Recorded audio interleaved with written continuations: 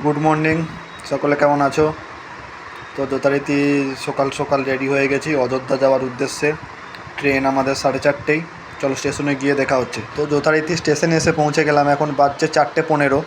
Platform number 8-এ আমাদের train দিয়েছে, Ganga Sutlej express. এই ট্রেনে করে অযোধ্যা পৌঁছতে আমাদের সময় লাগবে 5 ঘন্টা 11 মিনিট। আমার সাথে আমার আরও দুজন কলিগ যাবে অযোধ্যা। বললাম একসাথেই যাওয়া যাক। তো স্লিপারেই টিকিট কেটেছিলাম। আমার রুম থেকে আসলে স্টেশন খুব একটা দূরে না, হাঁটা রাস্তা 5-7 মিনিট।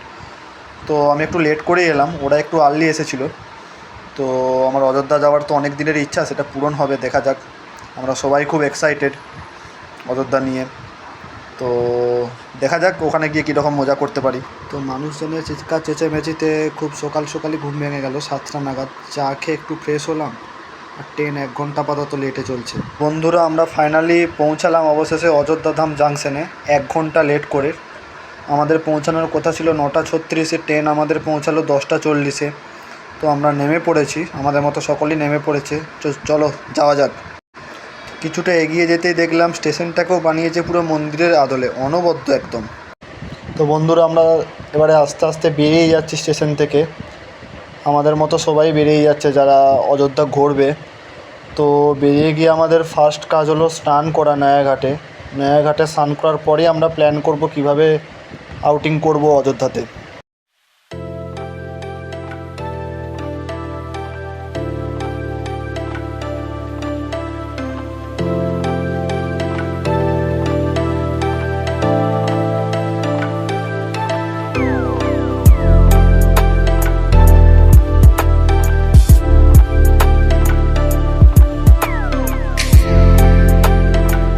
তো বন্ধুরা, আমরা অবশেষে স্টেশন থেকে বেরিয়ে গেছি। এখন আমরা নয়াঘাটের দিকে মোটামুটি রওনা দিয়েছি। তো এখানকার লোকাল লোকজনকে জিজ্ঞেস করাই, তো তারা বললো 2.5 কিলোমিটারের রাস্তা, দূরত্ব অনেকটাই। তো আমরা পায়ে হেঁটেই যাওয়া মোটামুটি শুরু করলাম, আমাদের সাথে অনেকেই যাচ্ছে ওই পথে। তো বন্ধুরা, আমরা এখনও নয়াঘাটের দিকেই হেঁটে চলেছি। দুপাশে অনেক দোকান, আর ম্যাক্সিমাম দোকানে রামজির নাম করেই দোকানের নাম। তো ভিড়ও কিছুটা কমে গেছে, কেননা এই রাস্তাতেই পড়বে হনুমানজির মন্দির, অনেকেই হনুমানজির মন্দিরে গেছে। তো আমরা ঠিক করলাম প্রথমে আগে স্নান করব, তারপরেই যেখানে যাওয়ার ওখানে যাব। তো আমরাও ফার্স্ট হনুমানজির মন্দিরই দেখব, কারণ ওটাই আগে পড়বে। আর বেশি রাস্তাও নেই, 1 কিলোমিটার আছে নয়াঘাট পৌঁছতে।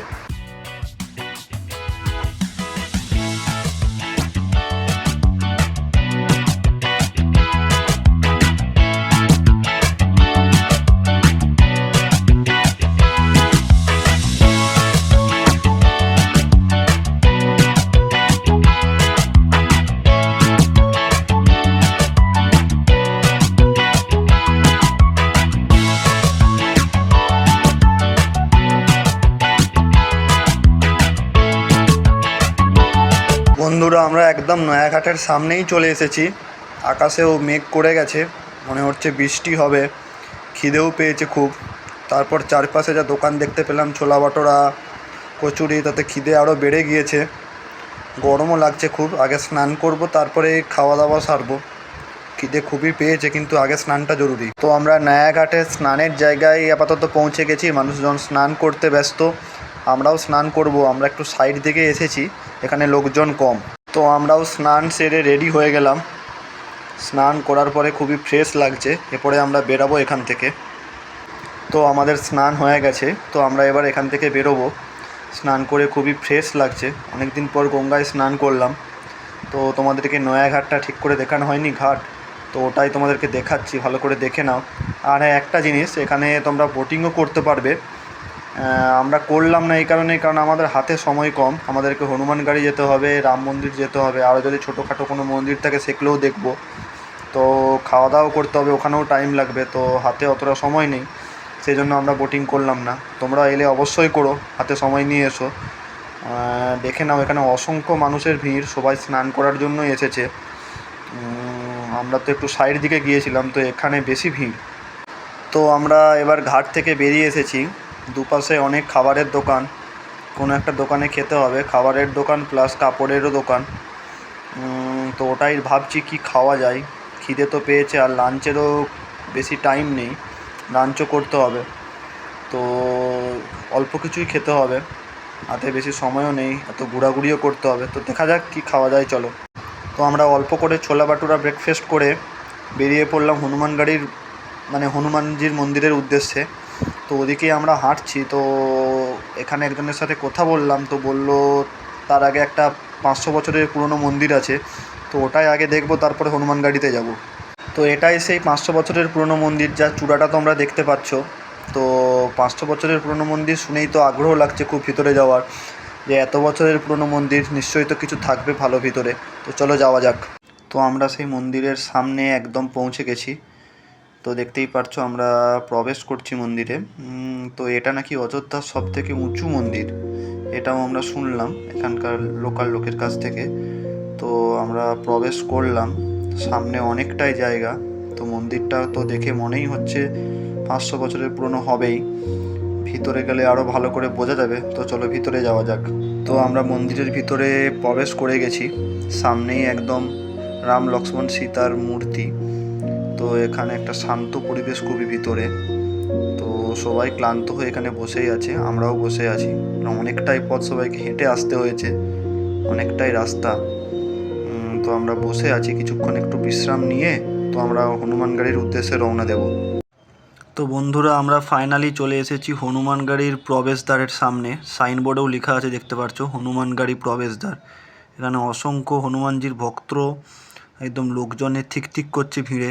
পুজো দেওয়ার তো ইচ্ছা ছিল, কিন্তু পুজো তো দিতে পারবো না, যা ভিড়, মনে হয় না পুজো দিতে পারবো। তবে ভিতরে অবশ্যই যাব, এত দূর থেকে এসেছি, চলো। তো দেখতেই পাচ্ছ কি পরিমাণ ভিড়। আমরা দাঁড়িয়ে আছি, একদম পুরো মন্দিরের দ্বার পুরো বদ্ধ হয়ে আছে ভক্তের ভিড়ে। তো রবিবার, এর জন্য আরও বেশি ভিড়। দেখে নাও কীরকম ভিড়ের মধ্যে আছি আমরা এখন।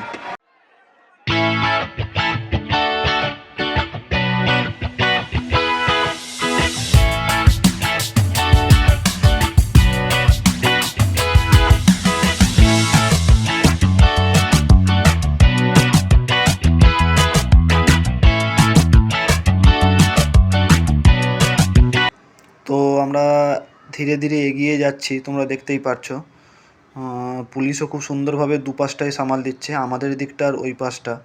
মানুষজনের জয় হনুমান আর জয় শ্রীরামের ধ্বনিতে পুরো গম গম করছিল, একটা গুজবাম মুভমেন্ট। আর ভিতরে ঢুকতেই যে আমরা হনুমানজির দেখা পাবো সেটা না, ভিতরেও অনেকটাই আমাদেরকে যেতে হবে। ওই সিঁড়ি বেয়ে উপরে উঠতে হবে, তারপরে আমরা হনুমানজির দর্শন পাবো। এখানেও পুরো ভিড়ে ঠিক ঠিক করছে, ধীরে ধীরে পা ফেলে এগিয়ে যেতে হচ্ছে। অনেক বৃদ্ধ মানুষও এসেছে, এমনটা না যে সবাই জওয়ান, একদম অনেক বয়স্ক মানুষও আমাদের সাথে যাচ্ছে। তো ভিতরে ঢুকে গিয়ে দেখে একদম পুরো রুদ্ধশ্বাস পরিস্থিতি, এগোতেই পাচ্ছি না। তাও কোনোভাবে একটু এগিয়ে গিয়ে দেখি হনুমানজির দর্শন পাই কিনা, যদি পাই তোমাদেরকেও অবশ্যই দেখাবো। তো আমরা ধীরে ধীরে এগিয়ে যাচ্ছি। ফটো টটো তুলতে দাঁড়াতে দিচ্ছে না পুলিশ একদম। তো তোমাদেরকে আমি মন্দিরটা দেখাচ্ছি, ভালো করে দেখে নাও। এখানে তো দাঁড়াতেই পাচ্ছি না ঠিক করে, জানি না কীভাবে হনুমানজির দর্শন করব। তো এই হনুমানজি খুবই জাগ্রত, খুবই পুরনো। মানে রাম মন্দির তো হয়েছে 2-3 বছর আগে, তো তার আগে মানুষ এই অযোধ্যা আসতো শুধুমাত্র একমাত্র ওই হনুমানজির দর্শনের জন্য। তো আমরা এগিয়ে যাচ্ছি, জানি না পারবো কি না, চলো দেখি। তো সকলে দর্শন করে নাও সেই হনুমানজির। তো আমরা ফাইনালি পৌঁছালাম রাম মন্দিরের একদম সামনে, মানে আমাদের সেই বহু প্রতীক্ষিত রাম মন্দির, যার সামনে আমরা অবশেষে পৌঁছে গেছি। ব্যারিকেশন হয়ে আমরা ধীরে ধীরে হেঁটে যাচ্ছি। তো এখানে অনেক দূর থেকে ব্যারিকেশন দেওয়া, তো সবাই নিজের নিজের মতো করে হেঁটে যাচ্ছে, কোনো ভিড় ঠেলাঠেলির কোনো সুযোগই নেই, সবাই আস্তে আস্তে এগিয়ে যাচ্ছে। তো বন্ধুরা, আমরা অবশেষে চলে এসেছি মন্দির চত্বরের আরও কাছে। তোমরা দেখতেই পারছো, আমি তোমাকে দেখাচ্ছি। এবং এখানে অসংখ্য মানুষ এসেছে আজ, তারপরে আজ আবার রবিবার, তো ছুটির দিন। কিন্তু হনুমানগাড়িতে একটা ব্যাপার ছিল, সেটা হচ্ছে জায়গাটা অনেক ন্যারো ছিল বলে ভিড়টা অনেক বেশি, ঠেলাঠেলি অনেক বেশি। কিন্তু এখানে মন্দিরটা অনেক বড় এরিয়া জুড়ে বলে এখানে ভিড়টা সেভাবে বোঝাই যাচ্ছে না, ভিড় পুরো সার্কুলেট হয়ে গেছে। তো আমরা সামনের দিকে এগিয়ে যাই, দেখি জুতো তো খুলতে হবে। সকলে যেদিকে যাচ্ছে আশা করি মন্দিরের প্রবেশদ্বার সেদিকেই। কিন্তু তার আগে তোমরা একবার বাইরে থেকে দেখে নাও মন্দিরটা, মানে কি সুন্দর কাজ, মানে নিখুঁত। এখনও তো অনেক কাজ চলছে মন্দিরের, কিন্তু যেটুকু কমপ্লিট করেছে একদম পুরো অনবদ্য। কয়েকটা ফটোও তুলতে হবে বাইরে, কারণ এগুলোই মেমোরিজ হয়ে থাকবে।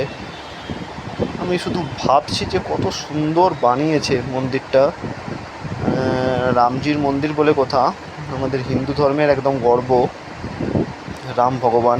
চলো ভেতরে ঢোকা যাক। তো ভিতরের যেই কারুকার্য সেটা তোমাদেরকে আমি দেখাচ্ছি, যে কতটা যে নিখুঁত হতে পারে এবং সুন্দর হতে পারে সেটা তোমরা দেখে নাও। আর একটা ব্যাপার, সেটা হলো রামজির যে মেন মন্দির, সেখানে তো আমরা ফোন নিয়ে প্রবেশ করতে পারবো না, সেখানে ফোন পুরোপুরিভাবে নিষেধ। তো কোনো রকম ভিডিও করাও সেখানে নিষেধ, তো ওখানকার ভিডিও আমি আপলোড করতে পারবো না। তো যেসব জায়গার ভিডিও অ্যালাউ আছে আমি সেখানের ভিডিওই বানাচ্ছি, তো তোমরা সেগুলো ভালো করে দেখে নাও।